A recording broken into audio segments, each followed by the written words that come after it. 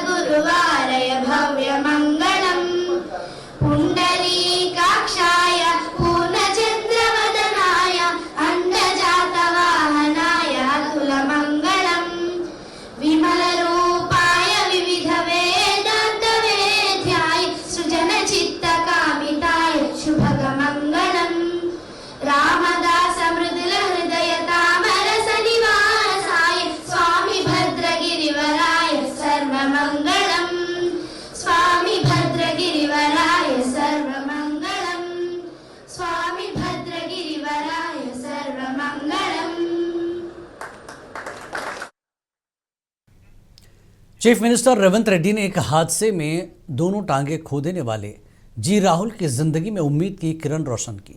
राहुल वरंगल जिले के दामरा मंडल के पालाकुर्ती गांव का रहने वाला है। उसने वज़ीर आला रेवंत रेड्डी से मुलाकात की और उनका शुक्रिया अदा किया। राहुल ने बताया कि हादसे के बाद वो नाउम्मीद हो गया था, लेकिन वज़ीर आला की मदद से उसे मसनूई टांगे फराहम की गई और वो दोबारा मामूल की ज़िंदगी गुजारने के काबिल हुआ। हादसा पिछले साल नवंबर में पेश आया था।